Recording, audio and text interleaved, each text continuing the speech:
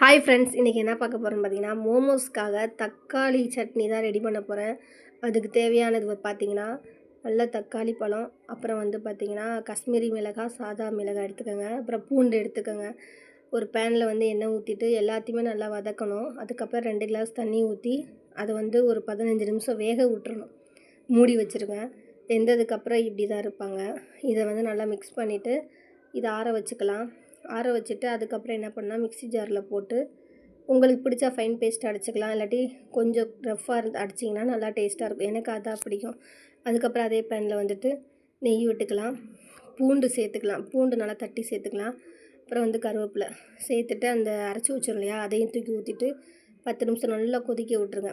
அதுக்கப்புறம் டிமார்ட்டில் இந்த மோமோஸ் பாக்கெட் வாங்கியிருந்தோம். எப்போவுமே வாங்கினதில்ல, இதுதான் ஃபஸ்ட் டைம். எங்கள் பாப்பாவுக்கு இந்த மோமோஸ், பன்னீர் மோமோஸ் ரொம்ப ரொம்ப பிடிக்குங்க. வேணான்னு தான் சொன்னாங்க. ஆனால் நம்ம மனசு கேட்குமா? பசங்க கேட்டு வாங்கி தராமல் இருப்போமா? 2 சாஸ் இருக்குது உள்ளே. நாங்கள் அந்த சாஸை யூஸ் பண்ணல. ஏன்னா நாங்கள் தான் ரெடி பண்ணிட்டோம்ல வீட்டில் சாஸ். அதை என்ன பண்ணோம் பார்த்தீங்கன்னா, 21 பீஸ் இருக்குது. அதில் 230. இதில் பசங்களுக்காக ஒரு 6-7 பீஸ் எடுத்து வச்சுட்டு நல்லா ஸ்டீம் பண்ணால் நல்லது. ஆனால் நாங்கள் ஃப்ரை பண்ணோம் பசங்களுக்காக. எண்ணெய் காய வச்சுக்கோங்க. அதுக்கப்புறம் 4 பீஸாக போட்டு நல்லா ஃப்ரை பண்ணி எடுத்துருங்க.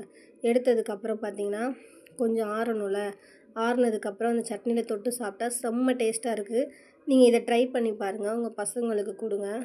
அதுக்கப்புறம் ஈவினிங் டைம் ஸ்நாக்ஸுக்கு பசங்களுக்கு கொடுத்தேன். என் பையன் சாப்பிட்டுட்டு நல்லா இருக்குன்னு சொன்னான். என் பொண்ணும் நல்லா இருக்குமான்னு சொன்னான். நீங்களும் இந்த மாதிரி ட்ரை பண்ணி பாருங்கள். டெய்லி நம்ம ரெஸ்டாரண்ட்டோ ஹோட்டலுக்கோ போக முடியாதுல்ல, வீட்டில் இது மாதிரி ட்ரை பண்ணி பார்க்கலாம்.